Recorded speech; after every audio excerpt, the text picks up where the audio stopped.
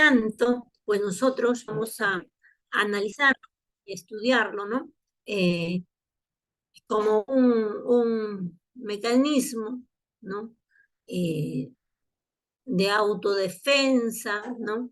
En el cual se ejerce también la legítima defensa, ¿no?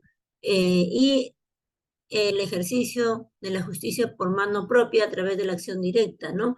Eh, Aunque esto de mano propia yo no sé, creo que es muy exagerado decirlo así, pero por lo menos sí se promueve la solución de conflictos de manera rápida, directa y sobre todo con un valor eh, similar al que tiene la soluciones judiciales, ¿no? Entonces sí, es importante, aunque no siempre se logra el objetivo, ¿no es cierto? Es un buen intento cuando no se logra el objetivo de solución, ¿no? Es un mecanismo, la doctrina lo señala como heterocompositivo, ¿no? De la resolución de conflictos al arbitraje y el proceso judicial, ¿no? A través de estos mecanismos el conflicto es resuelto por un tercero, ¿no? Se caracteriza por la bilateralidad, la inexistencia de autonomía, la voluntad y la verticalidad, ¿no? Estos mecanismos como el arbitraje y el proceso judicial, muy muy distinto a que es un mecanismo autocompuesto de resolución de conflicto, como son la negociación, la mediación y la conciliación. En estos casos, en el Perú no existe, pues, el tema de la negociación y la mediación, sino existe la conciliación y en los mecanismos heterocompositivos existe, pues, el arbitraje y la vía judicial, ¿no? Eh, no obstante, dentro de la conciliación se aplican técnicas, digamos, de parte del conciliador, que tienen que ver con negociación y mediación, no obstante el procedimiento en sí no es de mediación ni de negociación, sino que es un facilitador para que las partes encuentren, Eso es el problema. identifiquen una solución, ¿no? ¿Alguien tiene su micrófono abierto? Estoy escuchando algún, por favor, si lo pueden cerrar. Eh, eh, entonces, a través de estos mecanismos autocompositivos, ¿no?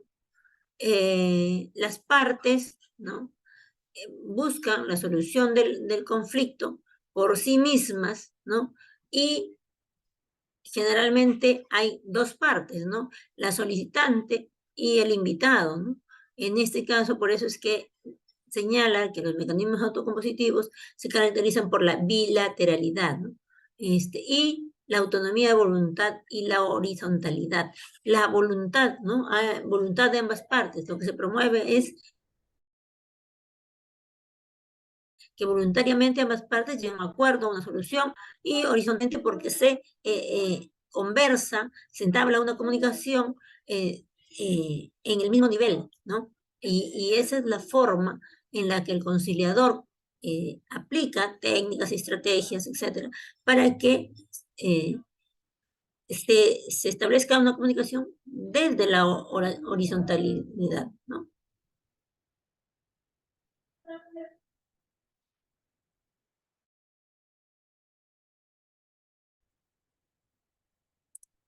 Este mecanismo es una forma, pues, de enfrentar el conflicto. Miren, si nosotros vemos acá en la imagen, miren, estamos viéndolo, ¿verdad? Fernando, Janice, ¿no? Nancy, ¿no? Estamos viendo ahí qué cosa está pasando. Hay un conflicto, mírenme, hay un conflicto. Todos están tomados de una soga, ¿no? Y abajo en el mar hay tiburones, hay caimanes, etc. Entonces, si estas personas no encuentran la solución a sus conflictos, ¿qué va a pasar? Que todos van a perder. En el caso de la conciliación, lo que se busca es que todos ganen, que lleguen a un acuerdo para evitar justamente todos los riesgos que puede traer el no arribar a una solución, como en este caso, que puede ser grave, ¿no? Y que se caracteriza por la colaboración entre las partes. La competición, si pues existe una competencia, existe la diferencia de conflicto, la diferencia de opiniones, ¿no es cierto? La evitación, ¿no? En los conflictos existe, se evita abordar soluciones, ¿no? Abordar el problema directamente para encontrar soluciones. Se busca, se quiere compromisos, acuerdos, ¿no? Y acomodación. Para enfrentar conflictos se requiere todas estas actitudes, conductas, ¿no? Para poder ganar, ¿no? Para que todos podamos ganar. En este caso, nosotros vamos a analizar cómo la conciliación puede ser importante en la solución de conflictos familiares, ¿no? En materia de familia, como hemos visto ya, hay una lista, ¿no? de conflictos familiares, ¿no? Y que en este caso, muchos de ellos son conciliables eh, por vía de la conciliación extrajudicial. Eh, ¿Qué pretensiones de familia son conciliables? Alimentos, ¿no? Régimen de visitas, tenencia, ¿no? Y puede haber otras, dice que deriven de la relación familiar respecto a las cuales las partes tengan libre disposición, ¿no? ¿Cuáles podrían ser? ¿Cuáles podrían ser? De pronto la división de bienes, ¿no es cierto? Puede ser, ¿no?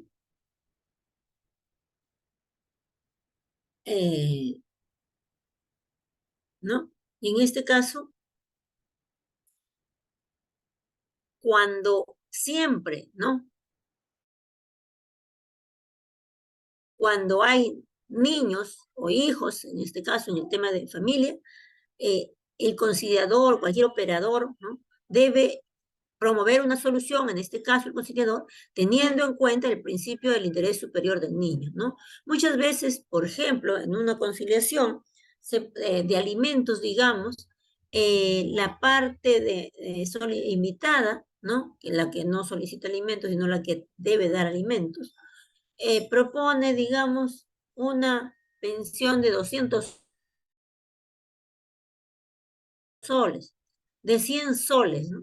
Entonces, preguntamos, y como conciliadores, los conciliadores creen que debería, eh, permitirlo, ¿no? Como un acuerdo adecuado en el cual se está respetando el principio del interés superior del niño. ¿Será así?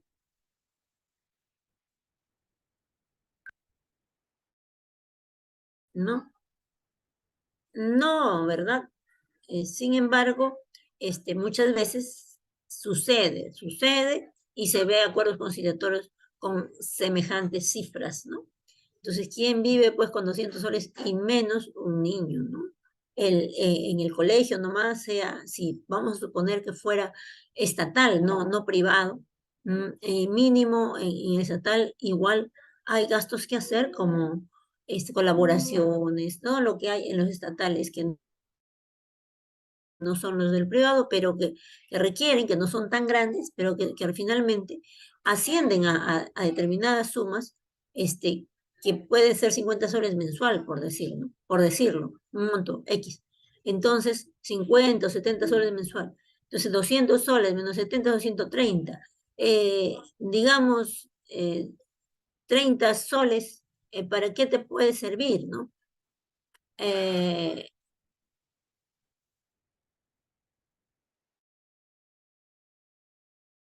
digamos, para unos días de alimentación, ¿no? Y 100 soles más, ¿para cuánto te alcanzará? Entonces hay que analizar tanto, soy de la idea, ¿no? De que todos los abogados, este, por más que tengamos, pues, como cliente, al obligado de pasar alimentos, también tenemos que orientar adecuadamente, ¿no? No podemos sugerirle que pase como pensión de alimentos, pues 100 soles, 200 soles, ¿no? Y que muchos digan, no tengo trabajo, siendo personas que están en la edad de una edad productiva, ¿no? Entre los 18 y 40, 50 años, una edad productiva. Entonces, que alguien diga, no tengo trabajo y no tengo trabajo y durante mucho tiempo sigue sin trabajo, y decir que puede pasar 200 soles, 100 soles para un niño, ¿no? Y un niño cada vez gasta más, ¿no es cierto? En ropa nomás, ¿no? ¿Cuánto gasta un niño en ropa? En pañales cuando es bebé, en leche, ¿no? Entonces, es insultante, por decirlo de alguna manera, que, que los obligados sugieran cantidades irrisorias para sus propios hijos, ¿no? Entonces, yo creo que los abogados tenemos una tarea bastante importante ahí, en orientar a los obligados para ser responsables, ¿no? Entonces, la conciliación es un medio bastante importante para obtener una solución que puede demorar en el Poder Judicial años y finalmente eh, se va a dictar una sentencia ordenando al obligado que pase determinado monto, ¿no? Entonces, esto de los montos irrisorios sucede no solo en la conciliación extrajudicial, sino en el Poder Judicial también, ¿no? Entonces, hay que tener un criterio amplio para orientar también, ¿no? Entonces, y definitivamente la conciliación es un mecanismo rápido. Muchos los abogados nos dicen, ¿no? Que los abogados solemos tomar el proceso más largo para poder cobrar todo el tiempo, ¿no? Es una forma de esas bromas sarcásticas que se tienen con el abogado, ¿no? Pero muchos le dan, pues, ¿no? A- fuerza a este tipo de comentarios, ¿no? Entonces, yo creo que parte de la ética del abogado también es eso, ¿no? Orientar correctamente, teniendo en cuenta todos los caminos que existen para una solución rápida y beneficiosa para, para todos, ¿no? Y en este caso, si hay un niño de por medio, para los niños, ¿no? Entonces, hay que tener en cuenta eso. La conciliación judicial es una institución que se constituye, ¿no? Ya hemos dicho, con mecanismos alternativos de solución de conflictos, pero las partes acuden ante un centro de conciliación extrajudicial a fin de que se les asista en la búsqueda de una solución consensual al conflicto, ¿no? Se les asista en la búsqueda de una solución, dice, ¿no? Entonces, ¿qué estamos viendo? Es que el conciliador no provee soluciones, sino que facilita que las partes identifiquen juntos sus soluciones, ¿no? Y arriben a un acuerdo. ¿Qué principios son aplicables a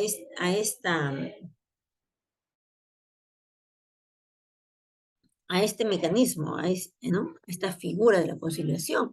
Y vamos a ver allí algunos importantes que la ley señala, ¿no? La de interés nacional, ¿no? Y que establece que la conciliación como un mecanismo alternativo de solución de conflictos, y de manera importante, como un aporte importante en la institucionalización y desarrollo de esta conciliación como mecanismo alternativo, ¿no? Y en los principios por el cual se promueve una cultura de paz, ¿no? Y equidad, ¿no? Ética, equidad, veracidad, buena fe, confidencialidad, imparcialidad, neutralidad, legalidad, celeridad y economía, ¿no? Todos esos principios son aplicables a la conciliación, ¿no? Se promueve la equidad, es decir, identificar o encontrar un acuerdo entre las partes de manera con oportunidades igualitarias, ¿no? De allí que cuando se habla de conciliación o se realiza una conciliación, lo que se sugiere es que la mesa de reunión sea una mesa redonda, ¿no? Una mesa que no establece jerarquías, ¿no? visualmente, ¿no? Entonces, ahí tenemos la equidad, ¿no? La veracidad, clarísimo, ¿no es cierto? Todas las partes deben estar acordes a los hechos, a las situaciones reales que existen para presentar su solicitud o sus propuestas, ¿no? Buena fe, ambas partes de común acuerdo, se espera que encuentren soluciones, ¿no? Confidencialidad. Por favor, hay un micrófono abierto, así, a ver si lo cierro. Confidencialidad, ¿no? ¿Qué pasa? Una vez llevado a cabo la solicitud, los actos preparatorios, la audiencia, la emisión del acta, esta materia, ¿no? Se convierte en una materia confidencial para el conciliador o para el centro de conciliación, ¿no es cierto? No se puede divulgar, no se puede dar información a terceros, solo a las partes, ¿no? La imparcialidad que el conciliador debe aplicar, ¿no? Debe actuar, debe aplicar, debe promover conductas con imparcialidad, con neutralidad, con acordes al marco legal, ¿no? Nada que sea ilegal, nada que vaya a constituir una falta o un delito, ¿no es cierto? Y que sea de manera rápida, ¿no? Breve, ¿no? Y que sea beneficioso para las partes. Autonomía de la voluntad. Hemos dicho que en la conciliación las partes van a manifestar su voluntad, sea como solicitante o sea como invitado, ¿no? Van a promover acuerdos, van a promover propuestas, ¿no? Convenios, etcétera, de manera voluntaria, ¿no? Sin obligaciones, sin coacción, ¿no es cierto? De ningún tipo, ¿no? Entonces, la conciliación es una institución consensual, esa es su característica, ¿no? Y en tal sentido, los acuerdos adoptados obedecen única y exclusivamente a la voluntad de las partes, ¿no? Función no jurisdiccional. La conciliación no constituye un acto jurisdiccional, cierto, pero eso no quita, ¿no? Que la conciliación como acto jurídico, plasmado en un acta en la cual las partes suscriben, constituya esta acta, un documento con valor de sentencia, ¿no? Con un valor similar al valor de una sentencia judicial, ¿no? Que vuelve un acto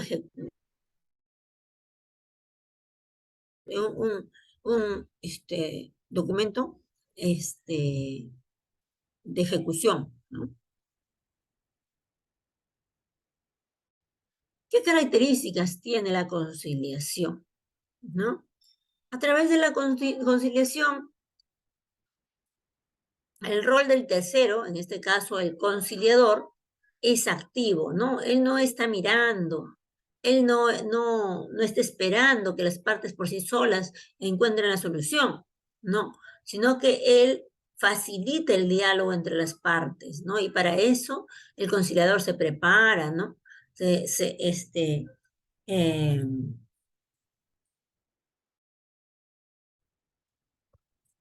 estudia, ¿no? Se capacita para estar preparado en las técnicas y estrategias de comunicación, sobre todo para promover la comunicación, el diálogo y acuerdo entre las partes, ¿no? Es un proceso mediante el cual las partes involucradas en un conflicto acceden voluntariamente a permitir la intervención de un tercero, que es el conciliador, que es un técnico imparcial con capacidad de promover fórmulas conciliatorias que sirven de facilitador entre ellas. Pero cuando dice técnico imparcial y con capacidad de proponer fórmulas conciliatorias, en realidad el conciliador no propone por su cuenta, sino que el conciliador identifica dentro de la comunicación que hacen las partes ¿no? Las propuestas que ellos vienen haciendo, ¿no? Y las exhibe, digamos, las pone en la mesa para que las partes puedan decidir aceptar o no, ¿no? Llegar a un acuerdo.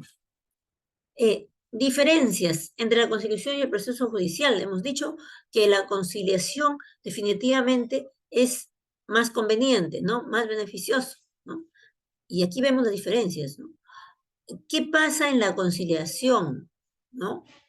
Eh, la conciliación aplica a algunas técnicas que se llaman, que se les llaman en lo que es comunicación ganador-ganador, que busca que todos los involucrados puedan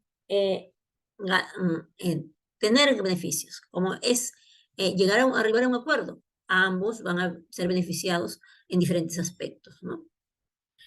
No obstante, en el litigio, ¿no? En el Poder Judicial, siempre va a haber un ganador y un perdedor.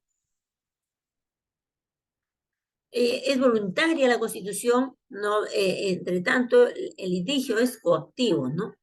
El juez decide cuál va a ser la solución y se impone, ¿no? Su cumplimiento. En la conciliación es colaborativo, o sea, ambas las partes encuentran una solución. En el litigio es confrontacional. Tú dices algo, yo digo algo. El otro propone, yo propongo, ¿no? Y así, ¿no? Es la conciliación de bajo costo, es rápido y es confidencial. En tanto, el litigio es alto costo, es largo y es público, ¿no?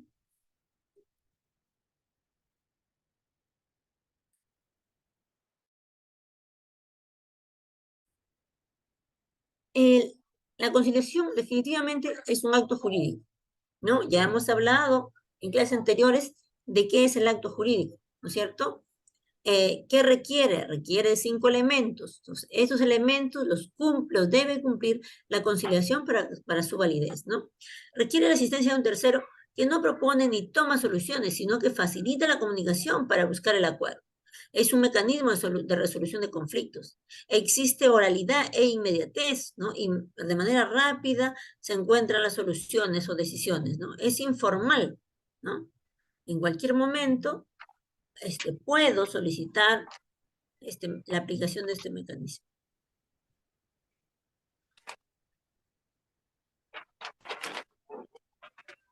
Hasta aquí, ¿alguna pregunta?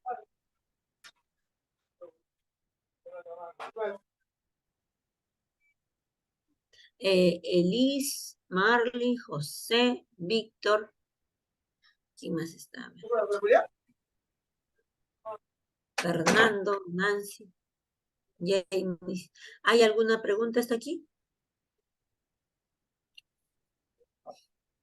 Bueno, los fines de la conciliación. ¿Cuáles son los fines de la conciliación? Evita la judicialización de un conflicto. Sí, ya dijimos por qué, ¿no? ¿Cierto? Es aplicable en cualquier estado del proceso. Sí, puede ser antes del proceso, durante el proceso, ¿no? Es breve e inmediato, promueve la descongestión de la administración de justicia y favorece la protección de los derechos.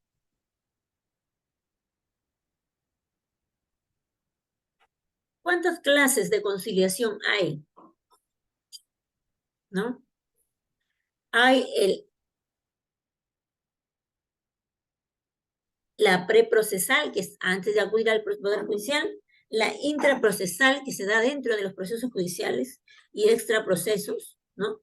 Esto porque frecuentemente se está proponiendo posibilidades de soluciones derivadas del estudio del caso, ¿no? Entonces, eh, existe,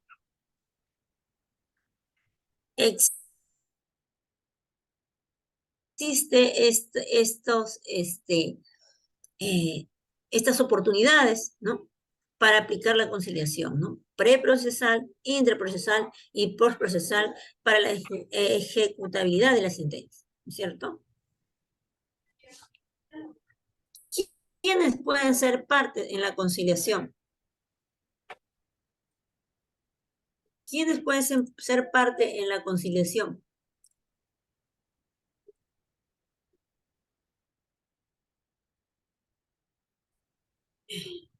Las personas naturales, las personas jurídicas, ¿quiénes?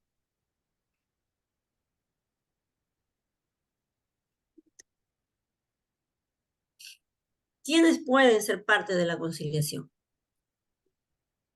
Y ahí vamos a encontrar que sí, pues, las personas jurídicas y las personas naturales. Cualquiera puede acudir a un centro de conciliación y solicitar que se promueva, ¿no? Que se invite a las otras partes para una conciliación extrajudicial. Y allí hay algunas características, ¿no? En el caso de las personas naturales o jurídicas, ¿no es cierto? En la conciliación se puede actuar por poder, por representación, ¿no es cierto? Y en este caso las personas jurídicas pueden nombrar sus apoderados, ¿no? Para que los representen en una conciliación. ¿Es posible? Claro que sí. ¿Cuáles son las condiciones para que estos apoderados puedan intervenir? Es que tengan un poder, ¿no? Con escritura pública, en registros públicos, con un poder vigente, y que tenga dentro de sus cláusulas, se establezca el poder que se le da para conciliar extrajudicialmente, ¿no? Y en qué temas, ¿no? Entonces, esto es importante, tanto para personas naturales como jurídicas que pretendan designar apoderados, deben tener un poder con estas características, ¿no? El ámbito de aplicación de la conciliación, bueno, civil, familiar y laboral. Y el penal, ¿por qué no? ¿Por qué no podemos aplicar conciliación en lo penal? A ver, alguien que me diga, en esta última clase espero sus comentarios, por favor. A ver, alguien que me pueda decir, ¿por qué no sería posible conciliar en lo penal?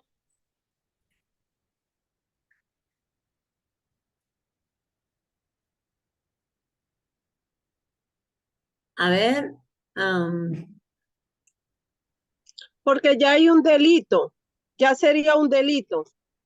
El penal es delito, por eso no se puede conciliar. exacto, muy bien, exacto, cierto, pues no podemos conciliar un delito por... De que me llama pero mucho la atención que la oficina mejor equipada, con todos los criterios, ¿verdad? No era el jefe de servicio, era la oficina del abogado, sino que era la oficina de la persona que está a cargo de la contratación. Uno entraba y se encontraba. ¿Ah? Y pensé que estaba haciendo su opinión. ¿Por qué un delito no es conciliable? La razón está, ¿saben dónde? En los elementos constitutivos del acto jurídico. ¿Cuál es uno de los elementos constitutivos del acto jurídico? Dice que debe tener fin lícito. Entonces, si el acto es ilícito, ¿será posible? Y el otro es porque se puede conciliar muchas materias, siempre y cuando no se esté atentando contra los derechos fundamentales, los derechos humanos de la persona, ¿no? O sea, contra derechos irrenunciables.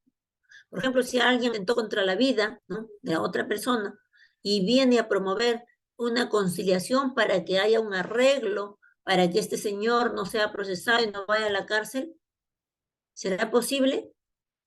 ¿No? Y eso es lo que ocurre con muchas personas. Por ejemplo, en el caso del delito por omisión, por no prestar alimentos, ¿no? Omisión a la asistencia familiar.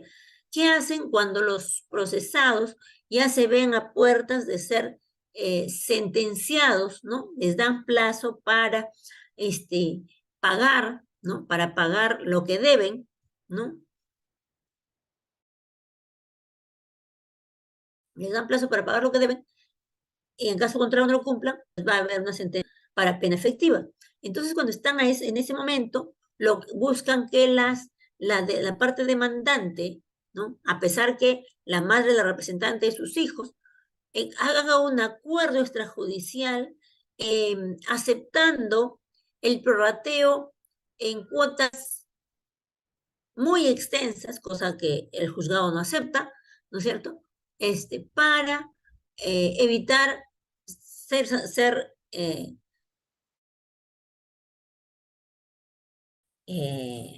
para evitar ese sentenciado. Entonces, en ese contexto, será lógico. Sin embargo, muchos van y dicen, no, nos vamos a la notaría, nos vamos a un centro de conciliación y hagamos un acuerdo. Entonces, eso es lo que estaría contra la ley, ¿no? Porque estamos atentando contra derechos importantes, fundamentales, en este caso, mucho peor, cuando hay niños, ¿no? O derechos que son de los niños, ¿no?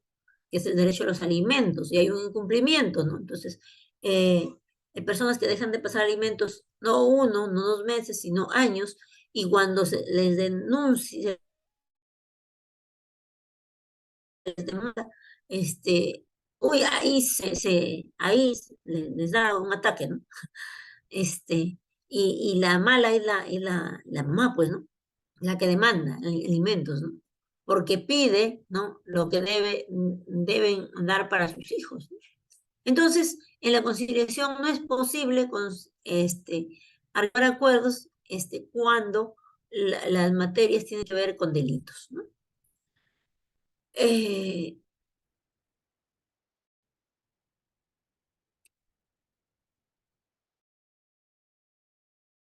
principios aplicamos se aplican en la conciliación extrajudicial, ¿no? Uno, equidad y legalidad, ¿no? Actuamos, buscamos, se promueve, ¿no? Un trato igualitario, un trato equitativo, ¿no? Tanto así, ¿no? Que dentro de las técnicas que el conciliador debe aplicar, ¿no? Durante la audiencia, para promover la equidad y la legalidad, es identificar a las partes, quién es la parte más vulnerable, y darle de propuestas para que se sienta cómoda, ¿no? Y segura de que puede obtener un acuerdo adecuado, ¿no? Sin tener que sentirse menos que la otra parte, ¿no? Y a tener que aceptar por presión de su entorno algún acuerdo que no le parezca, ¿no? Entonces, allí la equidad y la legalidad son muy importantes. La neutralidad e imparcialidad del conciliador, ¿no? Un acto de conciliación esencialmente debe ser neutral e imparcial, ¿no? Las partes deben decidir, proponer por sí mismas de manera voluntaria, como dice la ley. Buena fe y veracidad, no se busca, no se promueve acuerdos, ¿no? Siempre desde la buena fe y la veracidad. Confidencialidad, ya hemos hablado de la confidencialidad, no todos los acuerdos, todo lo que sucede dentro de una audiencia o dentro de un procedimiento conciliatorio, no es posible brindar información, ¿no? Es confidencial, se queda archivado, ¿no? Solo para las partes.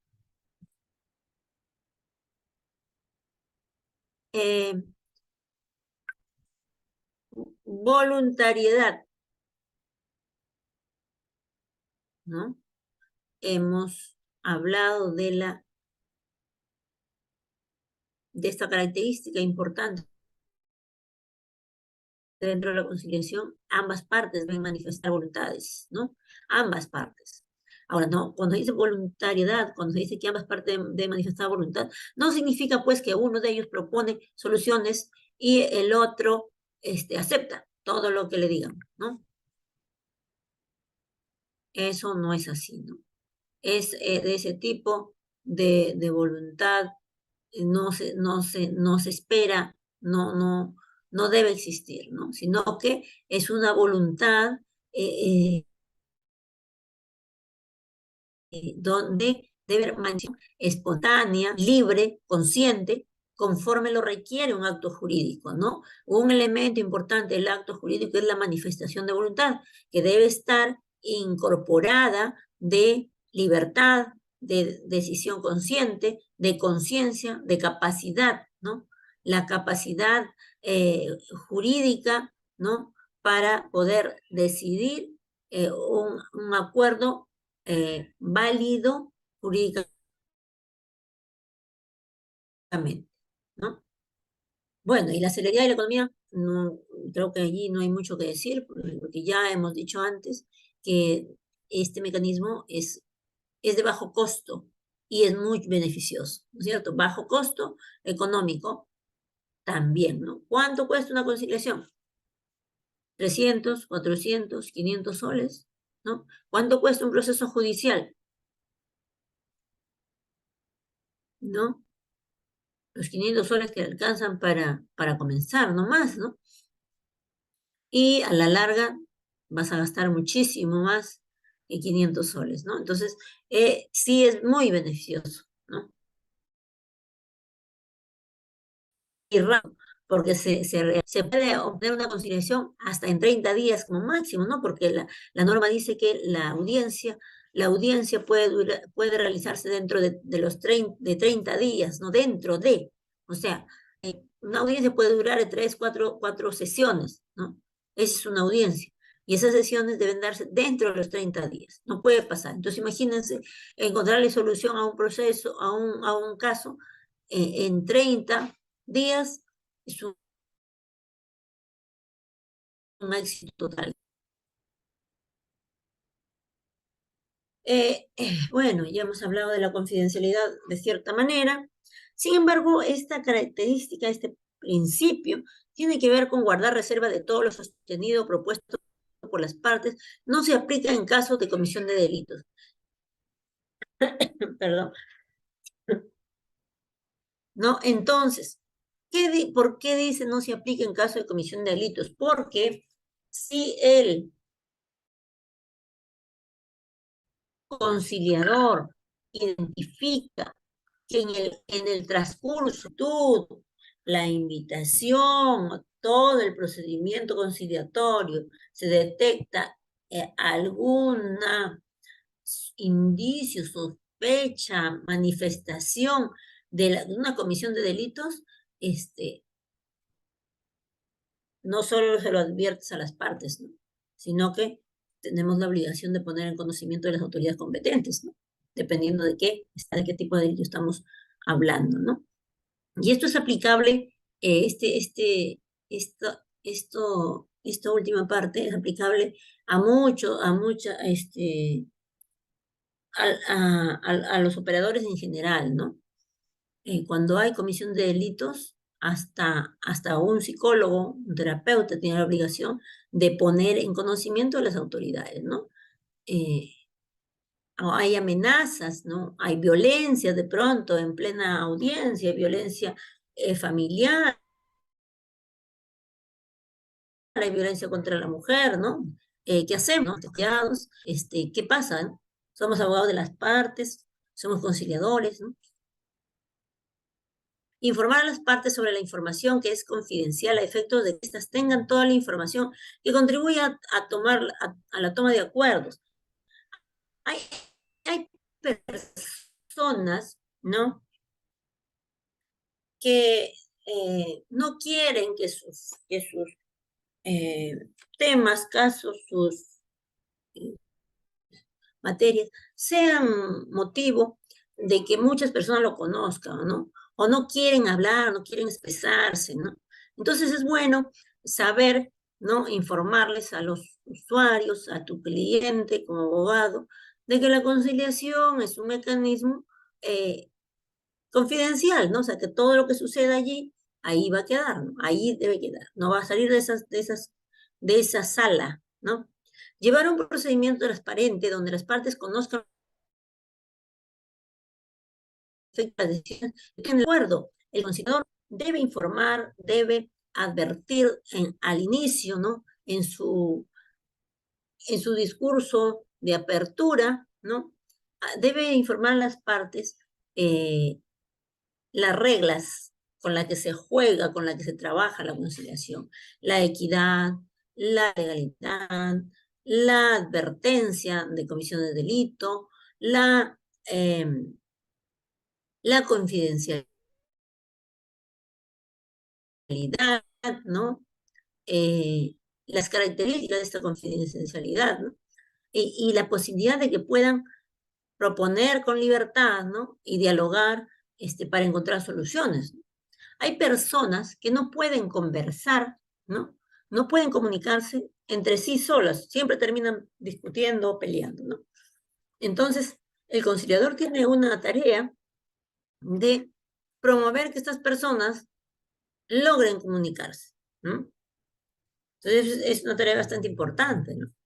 Entonces, hay que explicarle a las personas esa condición en la que se encuentran, ¿no? ¿Cuál es la excepción a la confidencialidad? Se exceptúa de la regla de confidencialidad el conocimiento de hechos que conduzcan a establecer indicios razonables de la comisión de un delito o falta. Ya hemos dicho, ¿no es cierto? Hemos explicado esta excepción, bastante importante. ¿Hasta aquí alguna pregunta? Nancy, Liz, ¿alguien? Marley, ¿alguna pregunta? Ya, ok.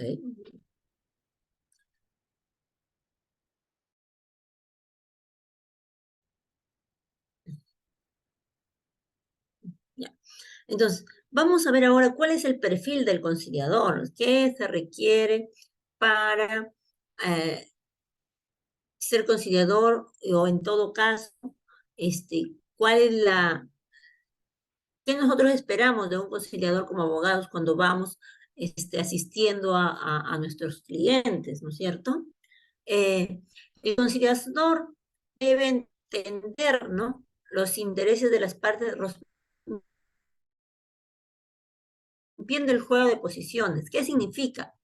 Generalmente las partes llegan, cada una, ¿no? Por su lado, algunos sin hablarse, sin mirarse, etcétera, y son invitados a la sala de audiencias, ¿no? Como les digo, hay una mesa redonda en la que cada uno toma su posición. Entonces, el conciliador debe tomar una posición de tal manera que las partes queden, ¿no? En posiciones para poder facilitar la comunicación, de pronto, frente a frente, ¿no? Y el conciliador en una postura un tanto acentral, ¿no? Y, como dije, en su discurso de apertura, el conciliador debe manifestar, debe brindar confidencialidad, debe buscar empatía con las partes, y acá dice, rompiendo el juego de posiciones, debe identificar, ¿no? A ver, con la mirada siempre el conciliador identifica cuál es la parte que está mucho más vulnerable y cuál es la parte que está mucho más empoderada, ¿no? De pronto hay personas más dominantes y la otra mucho más de perfil bajo. Entonces necesita equilibrar la balanza, ¿no? ¿no? Permitir que la que se siente con un perfil más bajo pueda tener la seguridad de hablar y manifestar sus opiniones, sus posturas, sus propuestas, ¿no es cierto? Y eso lo va a hacer el conciliador rompiendo el juego de posiciones, invitando, promoviendo, ¿no? Facilitando esta comunicación. Redefinir el conflicto sobre la base de una lectura objetiva en función de criterios predefinidos, entendiendo la comunicación como una herramienta que ayuda a redefinir el conflicto en una relación de conflictos, ¿no? Nosotros ya hemos leído, el conciliador ya ha leído hasta ahí el expediente, ¿no? De qué se trata, ¿no? Y al ver a las personas, también al saludar, ¿no? Va a identificar características que lo va a buscar herramientas adecuadas para ayudar a la comunicación, ¿no? La creatividad del conciliador amplía recursos e iniciativas frente al conflicto, ¿no? El conciliador tiene un papel muy importante ahí.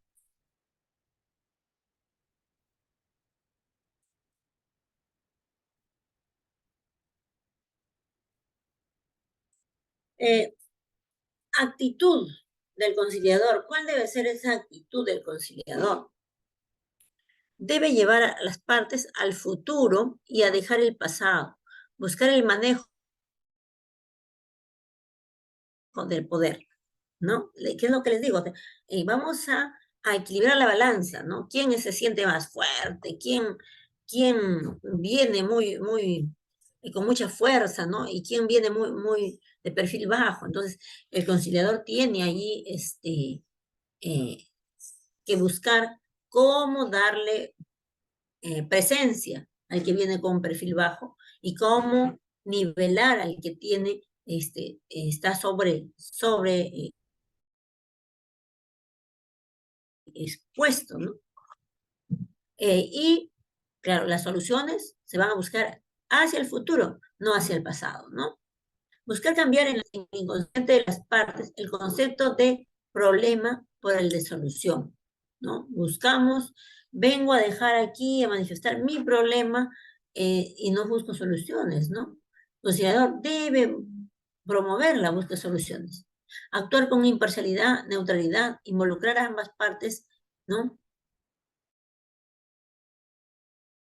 Dentro de la comunicación, del diálogo. El conciliador debe aplicar, ¿no? Un lenguaje conciliador, actuar con cautela, cuidar gestos, ¿no? Como por ejemplo, si la persona dice, pero mire, el señor solo me da 100 soles, ¿a usted qué le parece, no? Y le dice al conciliador. Y el conciliador no habla, pero con los gestos le dice, ¿no? O con las manos, ¿no? Sí. Tienes razón. Allí, ¿qué está haciendo? Está haciendo parcializándose, aunque tenga razón la señora o el señor, ¿no? Está parcializándose con una de las partes, ¿no? Entonces, eso no debe pasar. Entonces, el conciliador no debe hacer gestos, ¿no? Ni manifestar frases o palabras que den a entender siquiera que se parcializa con alguien, ¿no? Cuidar de moverla, mirar equilibradamente ambas partes y no solo a una de ellas, ¿no?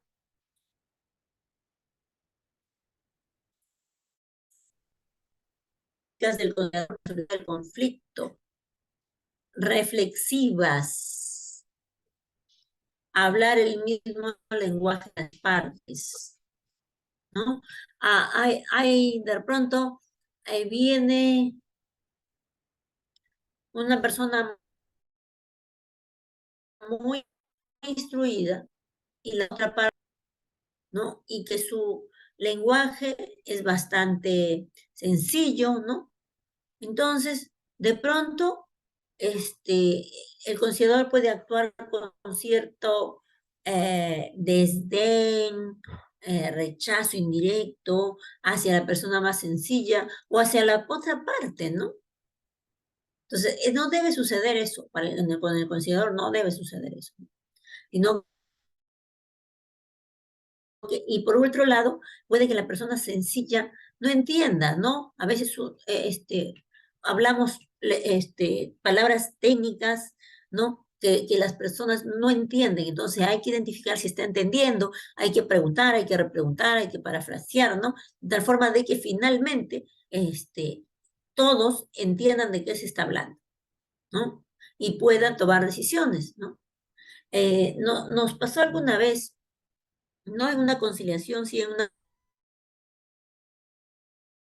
capacitación, por ejemplo, donde había comunidad, representantes de comunidades nativas, ¿no? Entonces nosotros explicábamos el tema, y habían dos personas adelante que de la primera clase, movían la cabeza, como quien entendían todo lo que se estaba diciendo, ¿no? De pronto, en la tarde del primer día, yo les dejo una tarea, ¿no? Y paso por el lado de todos los grupos mirando qué hacían, ¿no? Y les pregunto a estas personas, les digo, hagan la tarea, ¿no? ¿Qué ha pasado? ¿Qué pasa? ¿Todo está bien? ¿Cómo les va? ¿No? Y ellos dicen, no sabemos qué hacer. En un lenguaje un poco, no tan claro, un tanto, ah,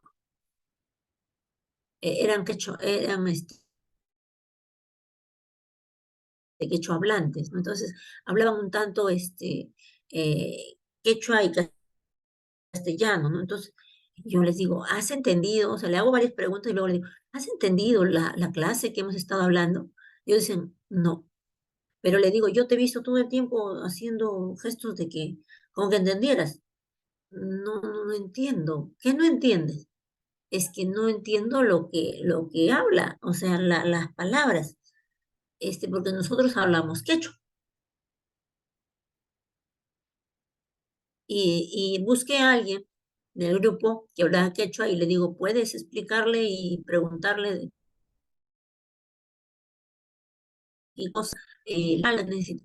Y se acercó una chica y le expresaba en quechua. Y me dijo, doctora, no puedo hablar con ellos, porque ellos hablan un quechua que yo no entiendo, ¿no? Entonces, imagínense, eso pasa en muchos lugares, en muchos sitios. Entonces tuvimos que tomar otro tipo de medidas para que ellos pudieran ir entendiendo las clases y realmente aprender el tema, ¿no?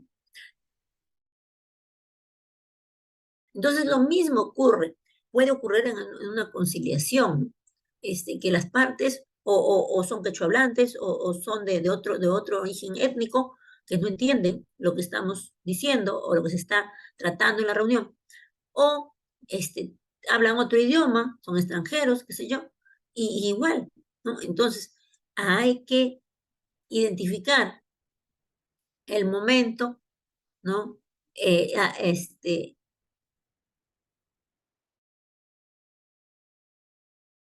las características de las personas para poder ayudar. Y como dice aquí, eh, hablar el mismo lenguaje de las partes, ¿no? Y eso no es posible si primero no hemos identificado qué lenguaje habla, qué tipo de lenguaje tiene, ¿no?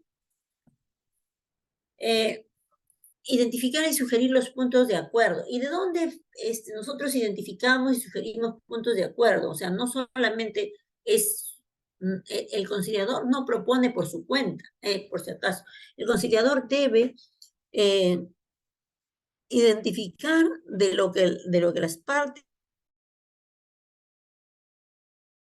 solicitan y proponen durante la audiencia, las propuestas de solución, ¿no? Y parafrasearlos y preguntar y motivar a una comunicación y acuerdos, ¿no?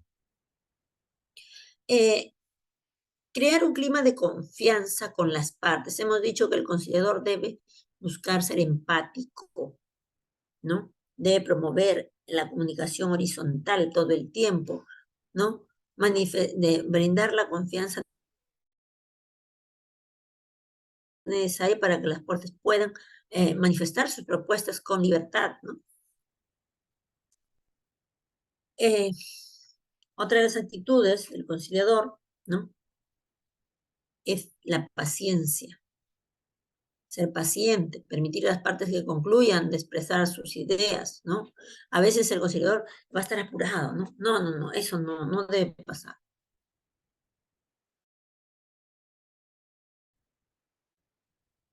Entender antes de evaluar, ¿no?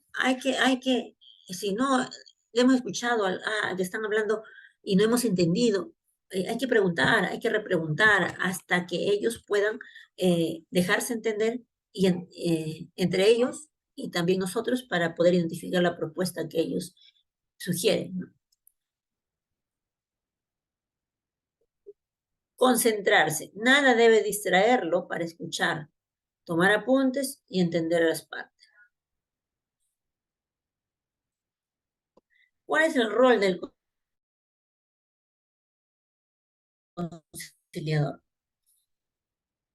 Equilibrar el poder, ya hemos dicho, identificar los problemas, facilitar el diálogo entre ellos, buscar la participación activa de las partes, evitar que las partes lo consideren como una terapia, o sea, no es la conciliación un lugar en el que las partes van a desahogarse sobre todos los problemas, ¿no? Que empiezan con el motivo de la conciliación y terminan con si su hija, con si su mamá, ¿no? Con lo que pasó en la esquina, no. Hay que centrar, ¿no?, el diálogo en el objetivo de la conciliación, ¿no? Y para eso el conciliador debe identificar, pues, de la lectura del expediente, cuál es el objetivo de la solicitud de la conciliación, ¿no?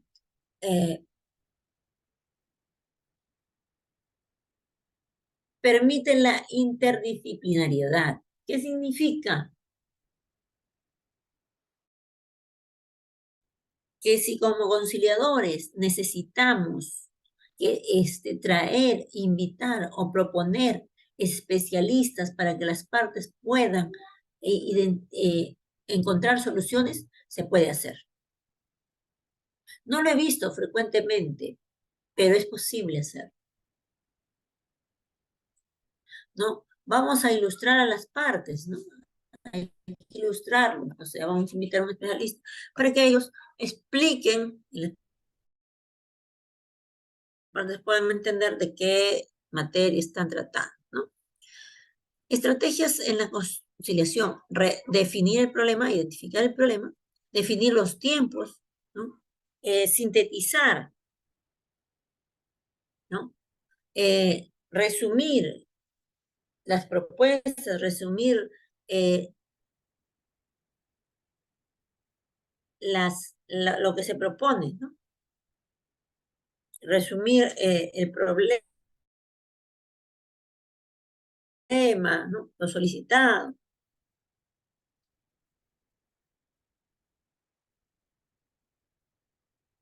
Facilitar la comunicación, ya hemos hablado de eso, ¿no? Lenguaje positivo, ¿no? Vamos a siempre hablar en positivo, ¿no? En promover cambios, ¿no? Elección del orden de temas a tratar, ¿no? Debe establecer una secuencia, ¿no?, en la que va a ir interviniendo.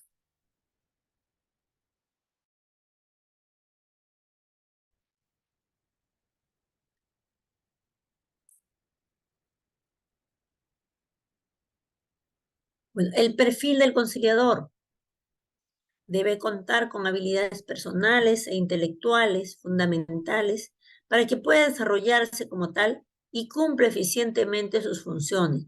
No todas las personas pueden ser conciliadores, ¿no?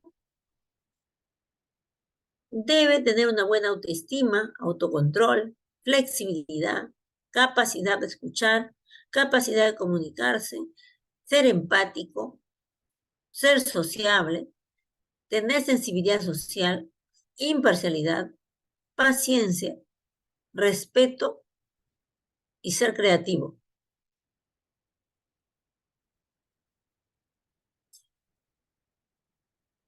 Tener razonamiento lógico, razonamiento numérico, juicio y criterio, asertividad, ¿no?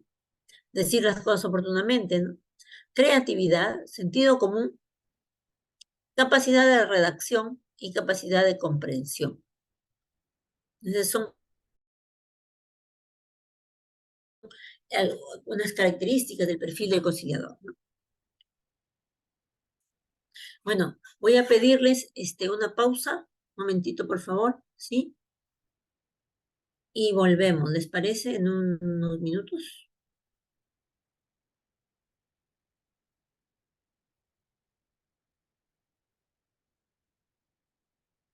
Hacemos una pequeña pausa, un pequeño break, vaya a tomar agua, a tomarse un café, algo, y regresamos. Ok, doctora.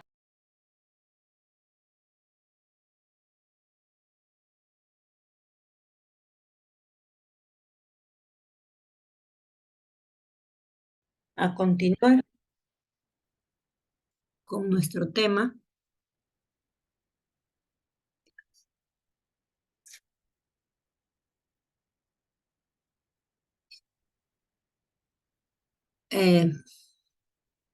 Dentro de las funciones del conciliador, tenemos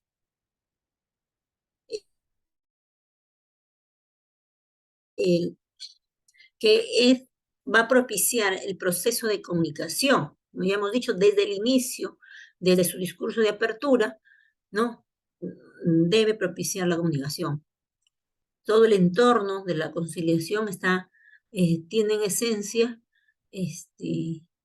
la comunicación, ¿no? Como medio para lograr identificar las propuestas de solución, ¿no? Propone fórmulas conciliatorias, pero estas fórmulas no son las que se le ocurre al conciliador, ¿no? Sino que las va a identificar de las mismas partes, ¿no? De su conversación, de sus propias propuestas, de las parafraseos, de la identificación de lo que ellos están sugiriendo, ¿no? Y solicitando.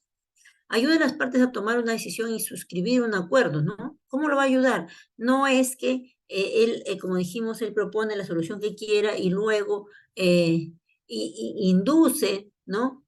O manipula, ¿no? A las partes para lograr el acuerdo que él cree conveniente, no, sino que él ha identificado de las mismas partes, de sus mismos argumentos, ¿no? Y les pregunta, ¿no? A ellos si están de acuerdo o no. Entonces, eso es ayuda, facilita, ¿no? No es alguien que toma decisiones por sí mismo, ¿no? Como si sucede en el arbitraje, ¿no? El árbitro evalúa, ¿no? Las propuestas de las partes y él toma la mejor decisión que considera conveniente, ¿no? En este caso, no. Para ser conciliador, ¿qué requiere también, no? Para ser conciliador hay requisitos, ¿no? Que el conciliador debe cumplir, ¿no? Uno, estar capacitado, otro, estar acreditado, y para eso debe manejar las técnicas de conciliación, ¿no? Las técnicas de comunicación. Hay impedimentos también para ser conciliador, ¿no? Para participar como conciliador en un caso también, ¿no? Impedimentos, recusaciones, abstenciones, ¿no? Son aplicables a los conciliadores las causales de impedimento, recusación y abstención establecidas en las normas civiles, ¿no? ¿Qué pasa si él es familiar de una de las partes? ¿Qué pasa si en el conflicto él ha intervenido en algún momento, ¿no? Entonces no puede, ¿no? Puede abstenerse o las partes pueden recusarlo, ¿no? Libertad de acción. El conciliador conduce la audiencia de conciliación con libertad de acción, siguiendo los principios establecidos en la ley de la conciliación, ¿no?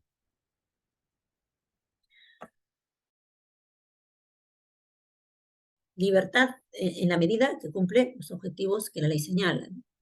Con eso ya lo vimos.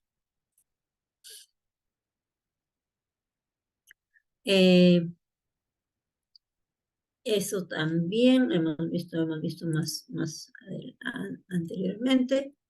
Las tácticas del conciliador para la solución, también hemos visto tus tácticas reflexivas, sustantivas, textuales, ¿no? Y vamos ya entrando a lo que son las materias conciliables, ¿no? Hemos dicho que en materia de familia hay algunos temas muy comunes, como son los alimentos, el régimen de FIT, la tenencia, liquidación de sociedades gananciales, ¿no? ¿Qué otra puede haber? ¿No? ¿Qué otra materia referente a familia, ¿no?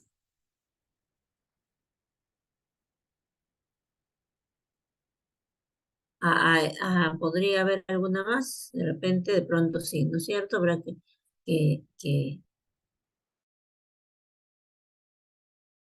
identificar, ¿no? En materia laboral se debe respetar la irrenunciabilidad reconocida por la Constitución y la ley. No se somete a conciliación controversial que se refiera a hechos referidos a omisión de delitos o faltas, ¿no? Es posible aplicar la conciliación a todas las materias siempre y cuando no se vulneren derechos fundamentales, individuales y laborales, además de aquellos tipos que constituyen delitos, ¿no? Por ejemplo, la violencia familiar, una denuncia por violencia sexual, ¿serán conciliables? ¿No? ¿Qué decimos? ¿Serán conciliables esas materias?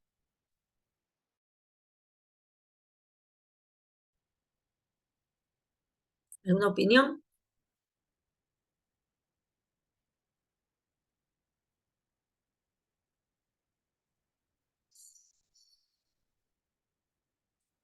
Y la ley nos habla de supuestos y materias conciliables de la conciliación, no conciliables, ¿no? En la conciliación. No procede la conciliación en los siguientes casos: cuando se desconoce el domicilio de la parte invitada, ¿no? ¿Cómo lo invitamos? ¿Cómo promovemos una conciliación sin saber en dónde notificar la invitación? Cuando la parte invitada domicilia en el extranjero, salvo que el apoderado cuente con poder expreso para ser invitado a un centro de conciliación, ¿no? Cuando se trata de derechos y bienes de incapaces, a que se refiere el artículo 43 y 44, ¿no? Que son por tutela, por curatela, ¿no? Cuando han sido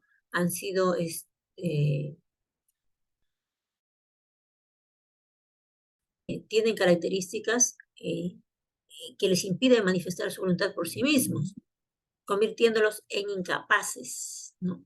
Puede ser incapaces relativos, incapaces absolutos, ¿no? Por ejemplo, menores de edad que no tienen de pronto padres que lo representen, ¿no? O mayores de edad con alguna incapacidad que les impide manifestar su voluntad válidamente, ¿no? En los procesos cautelares tampoco, en los procesos de garantía constitucional, en los procesos de nulidad, ¿no? Ineficacia y nulidad de acto jurídico. Este último caso, en los supuestos establecidos en el 1, 3 y 4 del artículo 21 del Código Civil, ¿no? Estamos hablando de casos donde los elementos del acto jurídico tengan defectos, ¿no? En la petición de herencia, cuando en la demanda se incluya la solicitud de declaración de heredero, ¿no? En los casos de violencia familiar, miren, no es posible la conciliación. Y acá hay un tema bastante importante porque esto ha sido modificado. En el año 92, cuando salió la primera ley sobre violencia familiar, se permitía, ¿no? Se autorizaba la conciliación a nivel fiscal, ¿no? En estos casos. Posteriormente, se modificó la norma, no mucho tiempo después, y se prohibió la conciliación, ¿no?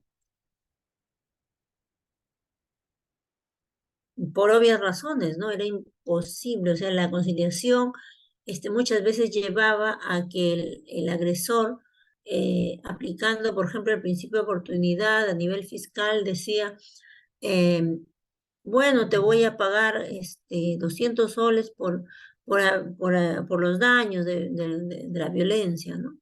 O por la violencia sexual, 200 soles. Y muchas veces a nivel fiscal se aceptaban. No obstante eso, no no limitaba, no cortaba la violencia y continuaba, ¿no? ¿Por qué? Porque había conciliación y reconciliación de paso, ¿no? Eso no disminuía la violencia familiar. Entonces, se modificó la ley y se prohibió la conciliación en estos casos, ¿no? En los casos de desalojo previstos en el Decreto Legislativo 1777, que establece el régimen de promoción arrendamiento para vivienda, y la ley 2834 que regula el contrato de capitalización inmobiliaria y su modificación. En las demás pretensiones que no sean de libre disposición por parte de los conciliantes, ¿no? Bueno, hay materias no conciliables también. Y también hay la inexigibilidad de la conciliación extrajudicial. Hay casos en los que es exigible, hay casos en los que no es exigible, ¿no? En estos casos, dice, para efecto de la calificación de la demanda judicial, no es exigible la conciliación extrajudicial en los siguientes casos. En los procesos de ejecución, ¿no? Puede ser la suma de dinero, ¿no? Ya está en ejecución, ya no es posible. El proceso de tercería, en proceso de prescripción adquisitiva de dominio, ¿no? ¿Cuál sería? O sea, ¿cuál sería la conciliación ahí, ¿no? La prescripción tiene sus propias reglas, ¿no? En el retracto, cuando se trate de convocatoria de asamblea general de socios o asociados, en los procesos de impugnación judicial de acuerdos, ¿no? En los procesos de impugnación judicial de acuerdos de Junta General de Accionistas, en los procesos de impugnación de acuerdos de Junta General de Accionistas, en los procesos de indemnización derivado de la comisión de delitos y faltas, miren, tampoco.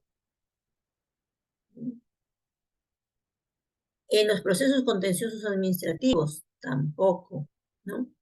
En los procesos judiciales referidos a pensión de alimentos, ¿no? Régimen de visitas, tenencia y otros derivados de la relación familiar respecto a los cuales las partes tengan libre disposición. Tampoco es exigible la conciliación extrajudicial para ir a la vía judicial, ¿no? No obstante, es beneficioso, ¿no? Si logramos un acuerdo a nivel de conciliación. En los procesos de indemnización interpuestos por la Contraloría tampoco son exigibles, ¿no? ¿Qué etapas tiene la conciliación? Vamos a encontrar los actos, la preparación de la conciliación, ¿no? Que es la solicitud, ¿no? Donde la parte solicitante manifiesta el conflicto o el problema, su requerimiento o su petitorio, ¿no es cierto? Y lo presenta a un centro de conciliación, ¿no? En esta solicitud debe consignar quién es la parte invitada, dónde domicilia, ¿no es cierto?, para poder invitarlo. Se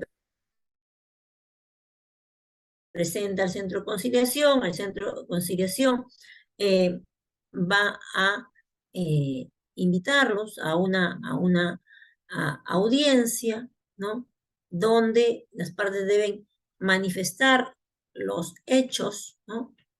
Y en esa etapa se va a dar la posibilidad de la búsqueda o identificación de soluciones y las propuestas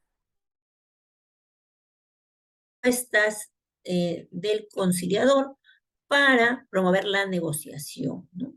No podemos promover la negociación después de la presentación o después de la exposición de los hechos nada más, sino que se tienen que identificar las soluciones, las posibles soluciones para que las partes puedan evaluarlas y negociar de ser el caso, ¿no? Y arribar a los acuerdos, ¿no? Allí a veces pues no hay acuerdo, ¿no? O hay acuerdos parciales. Entonces ahí vamos a ver cuáles son los tipos o clases de acuerdos que se pueden dar, ¿no? Luego de las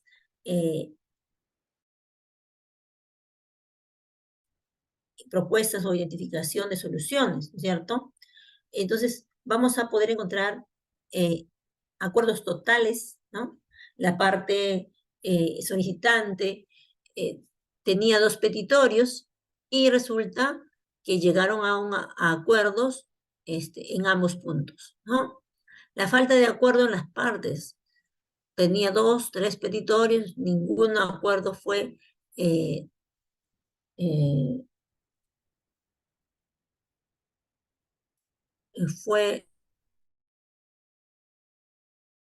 ninguna petición tuvo acuerdo, ¿no? No llegaron a acuerdo las partes. Por inasistencia de una de las partes a 2 sesiones, allí, ¿no? Se da por terminada, ¿no? la conciliación por inasistencia de una de las partes a dos sesiones. Por inasistencia de las partes a una sesión, ¿no? Es cuando es el solicitante, ¿no? El acuerdo en la conciliación extrajudicial constituye en el acta título de ejecución, que puede hacer valer su cumplimiento ante el órgano jurisdiccional, ¿no? Existen un procedimiento en la conciliación, para la conciliación, y esta debe contener los requisitos y identificar la competencia, ¿dónde? ¿No? Por el lugar de qué, del domicilio, del solicitante o del invitado, ¿no es cierto? Puede ser verbal o escrito, debe establecer un petitorio, debe adjuntar acompañados o sustento de su petitorio y identificar las direcciones, ¿no? De dónde, del lugar, ¿no? Del lugar donde vive cualquiera de las partes, ¿cierto? ¿Cómo se tramita la conciliación? Y ahí vamos a encontrar la solicitud, el petitorio, sustento y los medios probatorios que debe contener. En la centro de conciliación, la designación del conciliador, la invitación a las partes para, a través de las notificaciones, la audiencia y el acta de conciliación.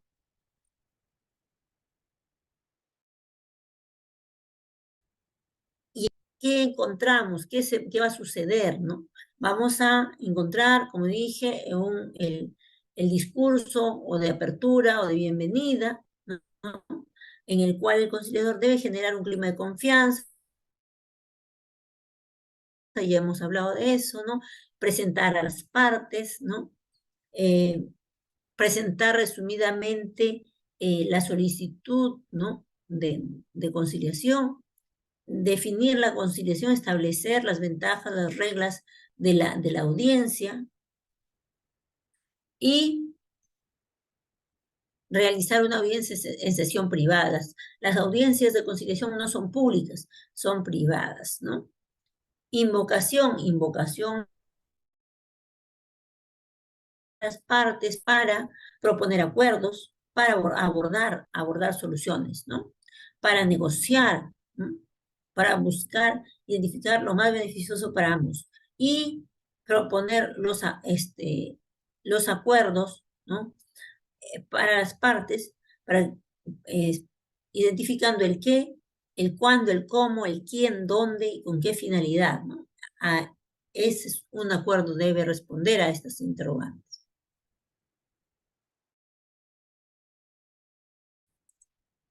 En las fases de la conciliación, ¿no? Los actos preparatorios, los actos previos, la descripción de los hechos, la identificación del problema, la discusión, los acuerdos y el acta, ¿no? Ese es el camino que se sigue durante una conciliación desde la presentación de la solicitud.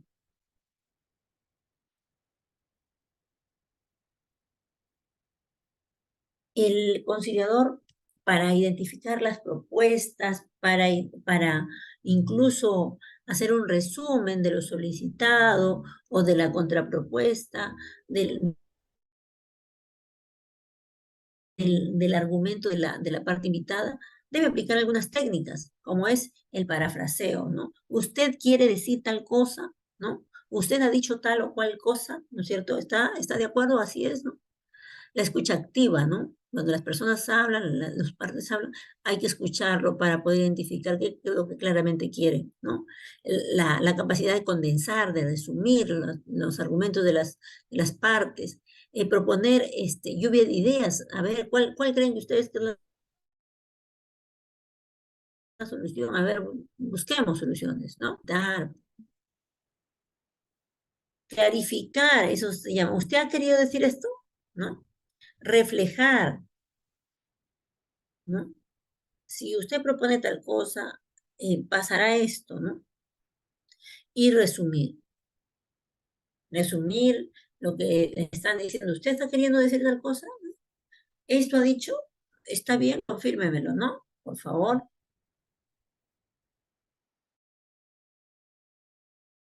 Y las preguntas, que son importantes. ¿Qué tipo de preguntas puede usar un conciliador? ¿No? Preguntas cortas, pertinentes, claras, abiertas, aclaratorias, cerradas, abiertas, lineales o circulares, ¿no? Generalmente, obvio es recomendable hacer preguntas abiertas, preguntas pertinentes, desde luego, ¿no? De acuerdo al caso. Cortas, muy puntuales, claras, ¿no? Evitar preguntas irrelevantes, largas, complejas, que presionan, ¿no? Ya hemos dicho que el conciliador no tiene, no puede, debe evitar ese tipo de comentarios o preguntas que puedan motivar indebidamente a las partes. ¿Cómo puede concluir un procedimiento conciliatorio? ¿No? Y hemos dicho que puede concluir por acuerdo total, por acuerdo parcial, por falta de acuerdo, por inasistencia, ¿no? De una o de ambas partes, ¿no? Decisión debidamente motivada del conciliador en audiencia también, ¿no?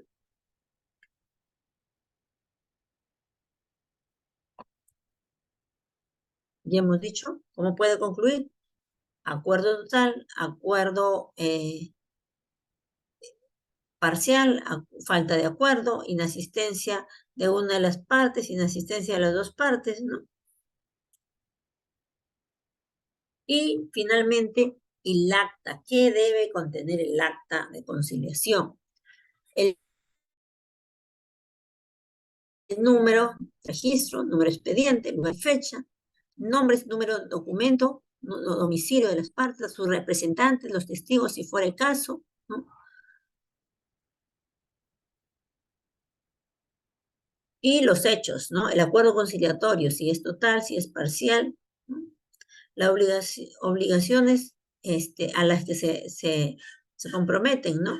Los acuerdos, por cierto, y las obligaciones deben estar claramente establecidas para que no haya confusión.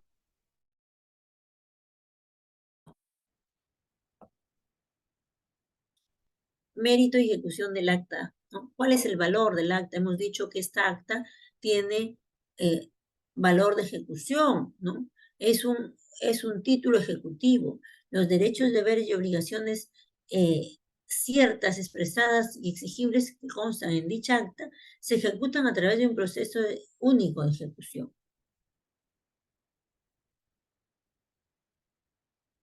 Las formalidades,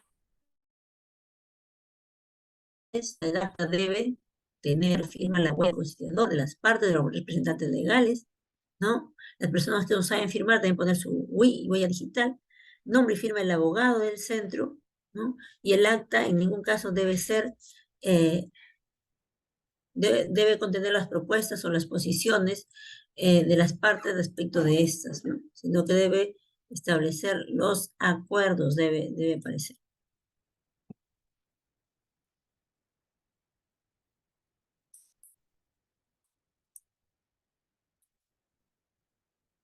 Este es el flujograma, ¿no? Que sigue un procedimiento conciliatorio. Miren, la solicitud,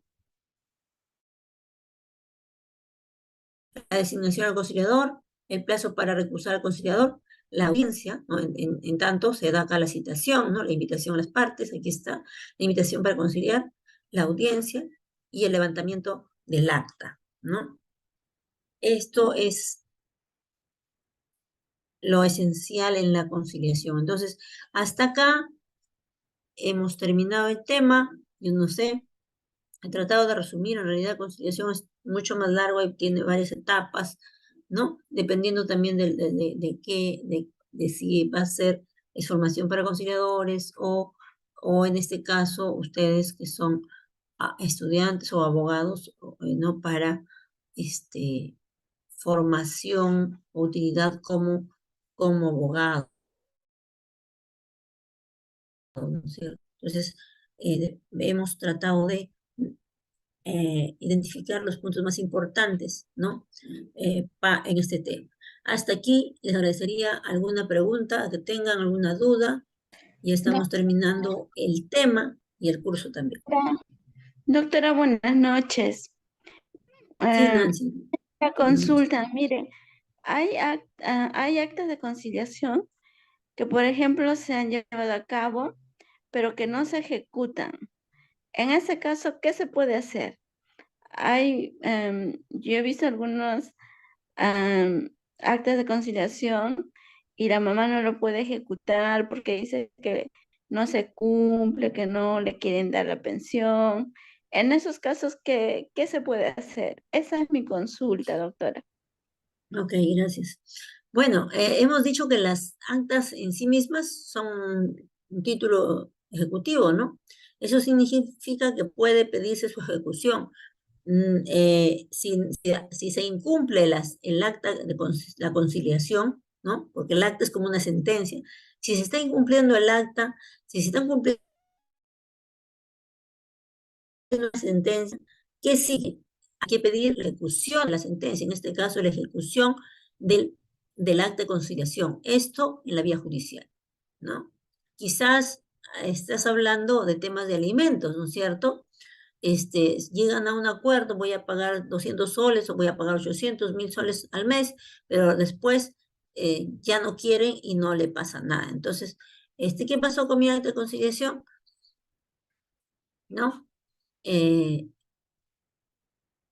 Tengo un papel que no es útil. Sí es útil, ¿no es cierto? Entonces, hay que ir a la vía judicial a pedir la ejecución. ¿Qué va a seguir con el incumplimiento de alimentos en la vía judicial? ¿No? ¿Qué va a seguir? Se va a liquidar, ¿no es cierto?, toda la deuda que tiene y se le va a pedir, ¿no?, que pague, se le va a requerir el pago, ¿no?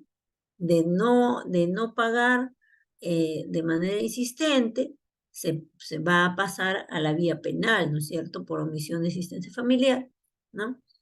Y en lo penal, si no cumple, se demuestra que no ha cumplido, este señor se irá pues a prisión, ¿no es cierto? Y sí es posible su ejecución, pues, ¿no? Vía judicial.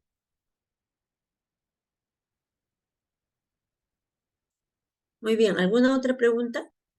Ok, doctora, muchas gracias. De nada, Nancy. Bueno, no hay más preguntas, ¿no? Entonces imagino que todo ha estado claro, me han entendido todo, o no han entendido nada, ¿no?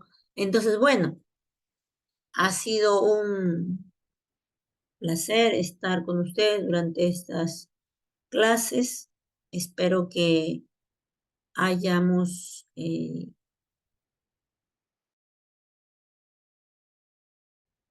aprendido, ¿no? Los temas tratados y que sea útil para su desarrollo profesional, laboral, etcétera, ¿no? Éxitos para todos, para todas. Nos volveremos a ver seguramente en algún momento en este mundo jurídico. Siempre nos encontramos. Si no hay más preguntas, muchas gracias por este tiempo, por la atención. Muy buenas noches a todos. Hasta una próxima oportunidad. Muchas gracias, doctora, que le vaya bien. Igualmente, cuídense. Chao, chao.